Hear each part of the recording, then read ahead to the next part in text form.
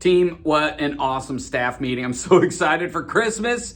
That taste of Christmas, I've seen it a few times. It doesn't get old. And when you see the rest of the team engaging, it's going to be a delightful, I think, experience for our guests. So I'm looking forward to that. Here are a couple of things that I didn't want to miss. So I wanted to take a couple of minutes and just highlight this weekend. We're going to have some new communicators on our stage, 3 and 30. So Sarah and Seth will be streamed to all of our campuses. I'm so excited for our church to hear from them. And this is the first time Seth will be streaming from Perrysburg, I'm pretty sure, or at least it's been a while. And I think it's going to be awesome. And then at each of our campuses, that specific campus will get to hear from someone from their campus deliver a message as well. And almost every case, in every campus, we had one family situation that adjusted our schedule at Oregon. But in every case, this will be a new face that the campus will not have heard in a teaching role before. So be prayerful about that. Be encouraging people. It's a huge opportunity for people to see the depth of our team at our church and for us to develop, invest in some of the emerging communicators that we have. Then we have Christmas. And again, as I shared at staff meeting, let's remember that this is a good soil opportunity.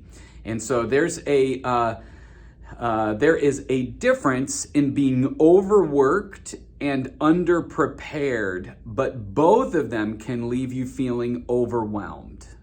And so you can feel overwhelmed, and it could be because you're overworked and there's a lot that's on your plate. I get that.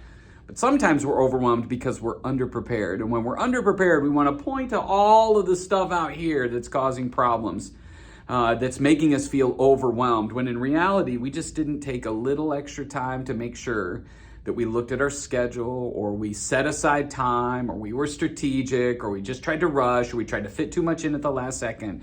And so I would encourage you now to not be underprepared for Christmas, not be underprepared for your time here, but also not be underprepared for your time at home as well. And so just take a few minutes.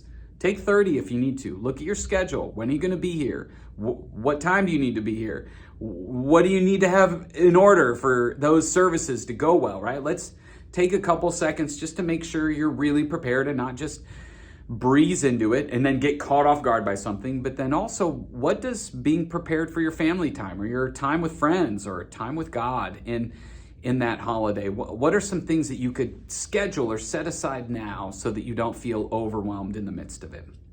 That would be my prayer for all of you and for everybody who comes, is they have a meaningful Christmas Eve service and that we all experience God in some personal way, but we also have a meaningful time away from here with friends, family, loved ones, with God ourselves. And that's my prayer for you. And then I hope you join us for Church at Home, where we're going to be walking people through a very intentional, reflective exercise, taking communion together. And I think it's going to be a pretty life-giving way to end 2022 and to begin opening our heart and mind to what God has for us in the year ahead. So that's what's ahead. I'm so honored to serve Christ with all of you. I'm excited and anticipating fresh stories and a fun holiday season. And so we'll see you guys next week. All right. See you later. Love you.